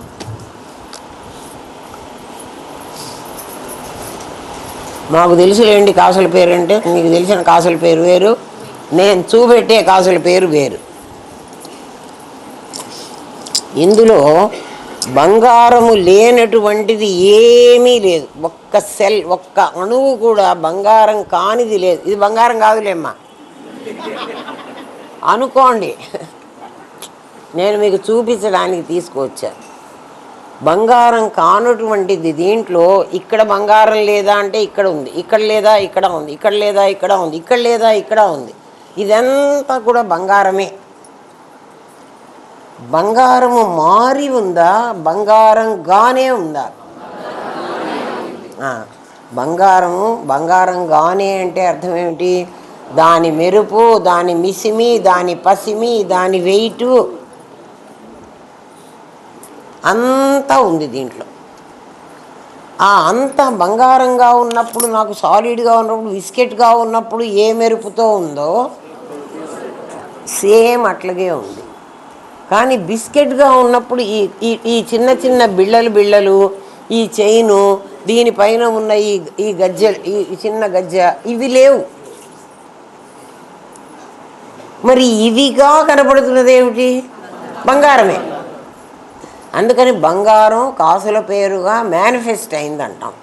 బంగారము వివర్తమై కాసుల పేరైంది. వివర్తమై, దానికి వివర్తం అనే పదం. ఎందుకు వివర్తమైంది? ఇది ఆరంభం కాదు. బంగారం కాసుల పేరుగా ఆరంభం కాలేదు, ప్రారంభించలేదు. ఎందుకని? ప్రారంభిస్తే అది వేరు, ఇది వేరైపోవాలి. మీకు ఇంకా అర్థమయ్యేది చెప్తాను. నేను అనేవాణ్ణి భానుమతి అన్న నాదిగా ఉండాలి అంటే ఒక చోట ప్రారంభం కావాలి. ఆ ప్రారంభమైంది నా పుట్టిన డేట్, అది ఆరంభం కదా. నేను లెక్చరర్గా మారాను. నేను అమ్మాయినైనాను, నేను స్టూడెంట్నైనాను, నేను కుమారినైనాను, నేను శ్రీమతినైనాను, నేను అమ్మనైనాను. చూడండి, ఎన్నైనాను కదా. ఇన్ని అయినానా? మరి అవ్వకపోతే మీరు ఇవన్నీ అన్నారు కదా, అది మేనిఫెస్ట్ అవ్వడం. అర్థమైందా కదా? నేను భానుమతిగా ఉండడం, ఇంతకంటే నేను చెప్పలేనురా. నాకు తెలిసిన విషయాన్ని ఇంత చెప్తున్నానంటే మీరు చాలా అదృష్టవంతులు. అయినా మీ అదృష్టాన్ని మీరు ఉపయోగించుకోకపోతే చాలా దురదృష్టవంతులు, అంతే కదా. నేను ఆరంభం, నేను పుట్టాను, అందుకని నేను పుట్టాను అంటున్నాను. పుట్టాను అన్నప్పుడు నేను ఆరంభమైనాను. ఎవరుగా అంటే నాదిగా ఆరంభమైనాను. ఎందుకంటే వాడికి నేను నాది తెలుసు అన్నాడు కదా, అందుకని ఈ లాంగ్వేజ్ ఇంకా మనం మాట్లాడచ్చు.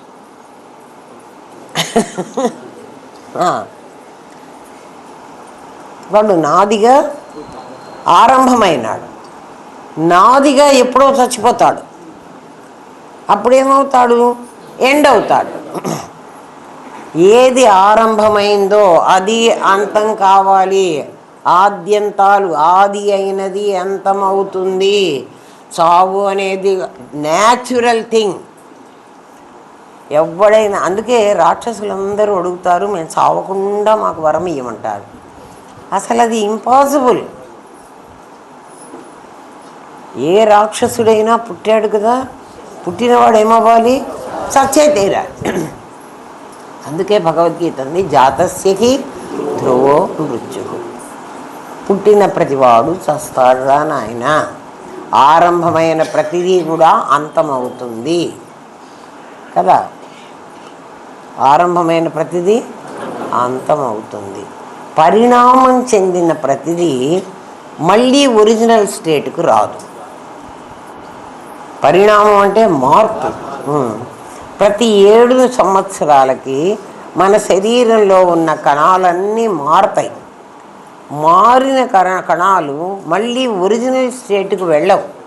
వెళితే నేను మళ్ళీ బేబీలాగా మీకు కనపడాలి. చచ్చిపోయినవన్నీ చచ్చిపోతాయి, అవి కొత్త వాటిని పుట్టించి చచ్చిపోతాయి. అందుకని ఈ జగత్తంతా పరిణామం చెందుతోంది. పరిణామం చెందుతోందంటే మీకు జాగ్రత్తగా వినండి.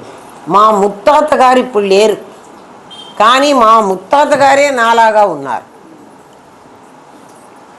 ఏం పరిణామం చెందింది చెప్పండి? ఆయనే మా నాన్నగా ఉన్నాడు అంటే ఆ కణాలు చనిపోయినాయి, కొత్త కణాలు పుట్టినాయి. మా నాన్న కాస్త నేనైనాను, నేను చచ్చిపోయి నా కొడుకుంటాడు అంటే నా 7 ఏళ్ల వయస్సులో ఉన్న కణాలు పోయినాయి, అవి మళ్ళీ రావు, మళ్ళీ కొత్తవి పుట్టించే అవి పోవాలి. కొత్త కణాలు పుట్టించే పాతవి పోవాలి. అది పరిణామం చెందింది. కాబట్టి నేనేమైనాను అంటే ఇంత బేబీగా ఉన్న నేను మెల్లగా గౌన్ అయింది, లంగా జాకెట్ అయింది, పైట అయింది, చీర అయింది. ఇంకా తర్వాత మీ ఇష్టం.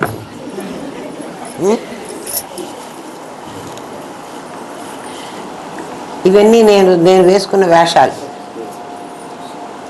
ఇది పరిణామం చెందింది. పరిణామం అంటే పాలు పెరుగు అయినట్లు. పెరుగు మళ్ళీ పాలు కావడానికి వీల్లేదు. నాకు మళ్ళీ బాల్యం రావడానికి వీల్లేదు. నాకు యవ్వనం రావడానికి వీల్లేదు. నాకు వార్ధక్యం ఆల్రెడీ వచ్చేసింది. అర్థమవుతుందా? మరి ఇవన్నీ ఏమిటి? నేను లెక్చరర్ అవ్వడం, నేను శ్రీమతిని అవ్వడం, నేను అమ్మనవ్వడం, నేను నానమ్మనవ్వడం, నేను అమ్మమ్మనవ్వడం, నేనుగా ఉండి ఇవన్నీ వివర్తం. ఇంకా అంతకంటే నేను చెప్పలేనురా. నీకు అర్థం కాకపోతే నీ కర్మ. ఆరంభమైంది, పరిణామమైంది, వివర్తమైంది. కాబట్టి వివర్తం అవడం ఇది. బంగారం బంగారంగానే ఉంది, కాసుల పేరైంది. బంగారం బంగారంగానే ఉండి గాజు అయింది. బంగారం బంగారంగానే ఉంది, ఇందులో బంగారం చెడిపోలే. మీరు వెంటనే ఏమంటారంటే, మీరు బంగారం బంగారంగానే లేదండి, బంగారంగా ఉంటే 24 క్యారెట్స్, గాజు అయ్యేటప్పటికి 22 క్యారెట్స్ అండి, బంగారం బంగారంగా లేదండి. ఇందులో కొంచెం కల్తీ కలిసింది. కానీ పరమాత్మలో అట్లా కల్తీ కలవలే. ఎందుకు కలవలేదంటే అది కూడా బాగా వినండి. బంగారం బంగారంగానే ఉంది అంటే వస్తువుగానే ఉండాలి. ఆభాసకు ఇందులో కల్తీ కలిపి దీన్ని నిజం చేశారు చూడండి. కల్తీ కలిస్తే ఇది 22 క్యారెట్స్ గాజు అయింది. ఇది బంగారు గాజుగానే మనకు చలామణి అవుతోంది. అట్లా కాలేదు. పరమాత్మకి అది ఆభాసే కావాలి, కానీ అది యథార్థం కాకూడదు. ఇది యథార్థం అయింది. డిఫరెన్స్ తెలిసిందా? ఏమిరా, ఏం తెలిసింది? ఇది బంగారం బంగారంగానే ఉందంటున్నాను. బంగారం నామరూపాలు ధరించాలంటే బంగారంగా ఉండడానికి వీల్లేదు. 24 క్యారెట్స్తో ఏ కంసలివాడు చెయ్యడు. ఎందుకని? చెయ్యడానికి రాదమ్మా. బంగారాన్ని ఇట్లా కరగబెడితే అది కాస్త ఇట్లా విరిగిపోతుందమ్మా. మీ గాజు విరిగిపోయిందని మీరు ఇంకా కాసేపటికి నా దగ్గరికి వస్తారు.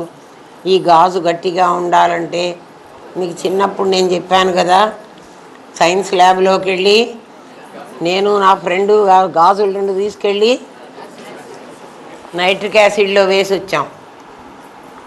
మళ్ళీ మేము రేపు పొద్దున వెళ్ళి చూసినప్పటికీ గాజు హోల్స్ పడి ఉంది, చిన్న చిన్న చిన్న చిన్న చిల్లులు పడింది రేపటికి. ఆ గాజుని దాంట్లోంచి వాడు తీసి ఇచ్చాడు మాకు. మేము చేతులు పెడితే కాలిపోయి ఉండేవి. అది ఇలా ముట్టుకుని చేతులు ఇట్లా నొక్కేస్తే అది ఇట్లా పిడికిట్లో పట్టుకోవడం. గాజు పిడికిట్లో పట్టుకోవడానికి రాదు కదా, మనం నొక్కినా నొక్కుడు పడదు. ఇంకా మరీ బలంగా నొక్కితే ఏమన్నా అది ఇలా అయిపోయింది. అంటే ఏమైంది మాకు ఆ ఏజ్లో తెలియదు. బంగారం ఏ యాసిడ్లో ఏమీ కాదు. అందుకే యాసిడ్ టెస్ట్ చేస్తాడు బంగారం ఒరిజినలా కాదా అని తెలుసుకోవాలంటే. ఇందులో కాపర్ కానీ సిల్వర్ కానీ కలుపుతాడు. అందుకని 2 క్యారెట్స్ వాడు ఇందులో కలుపుకుంటాడు. కలుపుకుంటేనే నగ చేయడానికి అతనికి వీలవుతుంది. 2 క్యారెట్స్ కాకపోతే 3 క్యారెట్స్ 4 క్యారెట్స్ వాడు ఎందుకు వెళ్ళిపడే మనకు తెలియదు. అది వాడి కర్మ. ఏమ్మా, బంగారంలో కల్తీ కలిస్తేనే ఇది తయారయ్యేది. ఏమ్మా, నామరూపాలయ్యేది. అంటే బంగారం ఉంటుంది, మీకు నగ అని చెప్పేటప్పుడే చెప్పాను. ఇది ఎగ్జాంపుల్ ఇంతవరకే తీసుకోండి, మొత్తం తీసుకున్నారంటే ఇంకేమి లేదు. ఏ ఉదాహరణ అయినా ఋషులు ఇచ్చినవన్నీ ఆగమం అంతా అంతే.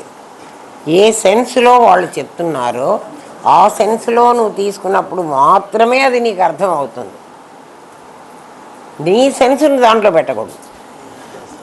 అందుకే ఋషులు గురువు నాలుకని అరువు తీసుకోమంటాడు. అప్పుగా తీసుకోరా గురువుగారి నాలుకని అని. అంటే గురువుగారు ఏం మాట్లాడుతున్నారో ఆ మాటని అరువుగా తీసుకోను, అదే మాట మాట్లాడు. మనం ఎవరి దగ్గర డబ్బులు అప్పు తెచ్చుకుంటాం అనుకోండి, ఆ డబ్బులే వాడతామా? అప్పు తెచ్చుకున్న తర్వాత ఇంకో డబ్బులు వాడతామా? అప్పు ఎప్పుడు తెచ్చుకుంటాం? వాడుకోవడానికి లేనప్పుడు తెచ్చుకుంటాం. అప్పు తెచ్చుకున్న డబ్బులు బీరువాలు పెట్టి దాచిపెట్టుకుంటామా? ఏం చేస్తాం? వాడుకుంటాం కదా.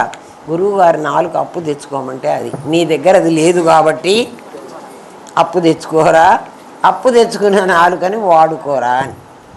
అంతేగాని గురువుగారి నాలుగు కాస్త కత్తిరించి అప్పుడు ఎవడు గురువు అవడు భయపడిపోతాడు. ఆయన వీడెక్కడ దొరికాడు రా అది. అందుకని బంగారము నగ అని మీకు చెప్తున్నానే, బంగారంలో కల్తీ కలిపితే తప్ప నీకు నగ తయారు కాదు. అందుకని వాడు ముందే చెప్తాడు, ఇది 22 క్యారెట్స్ అమ్మా, దీని ధర నేను 22కే తీసుకుంటున్నాను అని. 24 అని ఎవడు ఇవ్వడు. వాడి ఇయ్యడు, మనం తీసుకోం. అర్థమైందా? అందుకని బంగారము సామాన్యము, నగ మీకు ఆభాస అని చెప్పాను కదా. ఈ ఎగ్జాంపుల్ అక్కడికి సరిపోదు. ఏది సరిపోతుంది? అది ఆభాస. అంటే వివర్తమైనది ఎప్పుడూ కూడా ఆభాస కావాలి కానీ ఒరిజినల్ ఉండకూడదు. అర్థమవుతుందా రంగనాయకులు? అర్థమవుతుంది కదా. వివర్తమైనది ఎప్పుడూ కూడా, ఇప్పుడు చెప్తాను చూడండి. వివర్తమైంది, నేను అమ్మనైనా అంటే నేనుగానే ఉన్నాను. అమ్మ అనేటువంటిది కొత్తది. అంటే నా కొడుకు పుడితే కదా నేను అమ్మనైనాను. ఆ అమ్మనైనప్పుడు ఈ లైటు దీనిలాగా నాకేమన్నా ఎక్స్ట్రా వచ్చిందా? నేను అదిగానే ఉన్నాను. నాకన్నా ఆ లైట్గానే ఉంది. వెలుతురు రాబట్టి అది లైట్ అంటున్నావు. వెలుతురు లేకపోతే అది లైట్ కాదు. అట్లాగే కుమారి శ్రీమతి అయింది. కుమారి అంటే పెళ్ళి కాకముందు ఆ అమ్మాయి కుమారి. ఆ అమ్మాయిని పీటల మీదకి తీసుకొచ్చి కూర్చోబెట్టారు. ఇప్పటి వరకు కుమారి అంటే అర్థం ఏమిటి? ఆ అమ్మాయికి ఎవరు బొట్టు పెట్టి తాంబూలం ఇయ్యరు కదా. ఆ అమ్మాయే అందరికి ఇస్తుంది. గౌరీ పూజ ఎప్పుడు ఏం చేస్తుంది? అదే అందరికీ ఇస్తుంది. ముత్తైదులను పిలిచి వాళ్ళకి తాంబూలాలు ఇస్తుంది. ఎప్పుడైతే తాళి కట్టడము అనేటువంటి ఒక పని జరిగిందో ఇమీడియట్గా వాళ్ళమ్మే వచ్చి ఆ అమ్మాయికి తాంబూలం ఇస్తుంది. ఇప్పుడు ఆ అమ్మాయి ఏమైంది? వివర్తమైంది. ఎవరుగా వివర్తమైంది? అది ఆభాస. అది అదిగానే ఉంటూ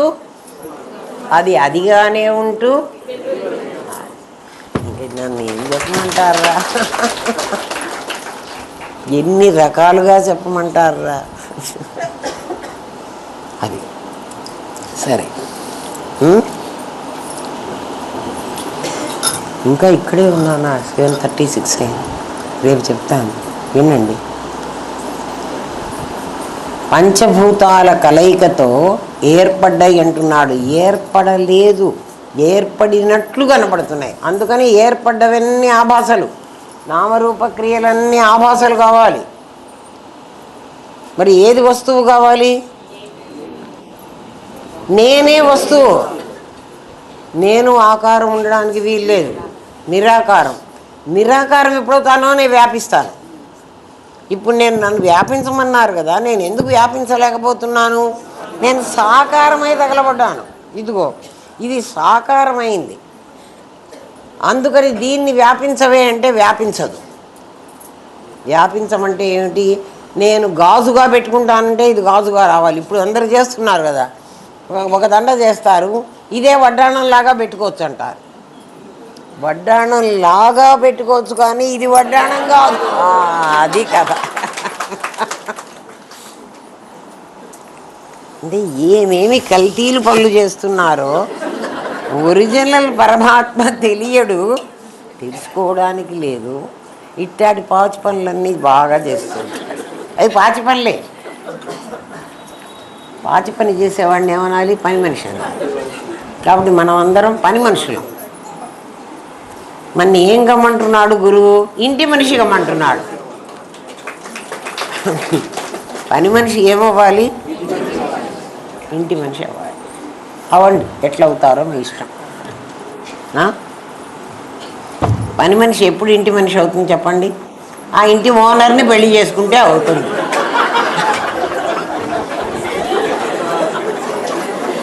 ఇంటి ఓనర్ ఎవరు? అంతే.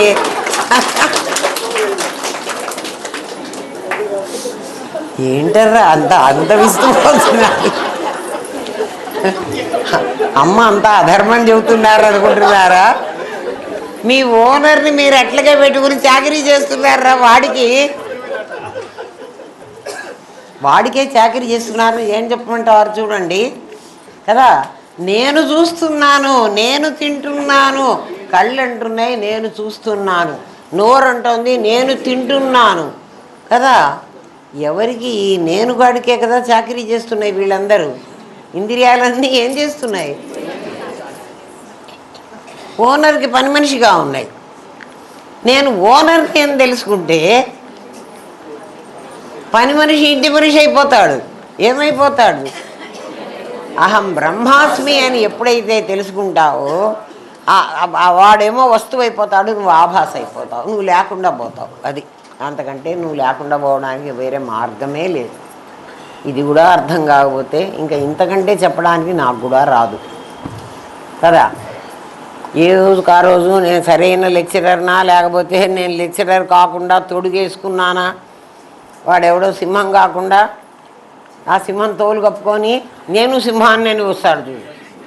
నిజమైన సింహం వస్తే పారిపోతాడు. ఓం తత్సత్.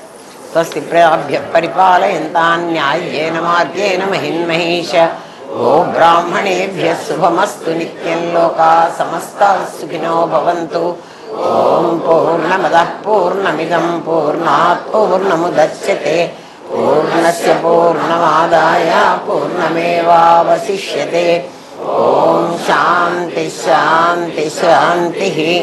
ఓం నమో బ్రహ్మాదిభ్యో బ్రహ్మ విద్యా సాంప్రదాయ కర్తృభ్యో వంశ ఋషిభ్యో గురుభ్యో నమో మహద్భ్యః.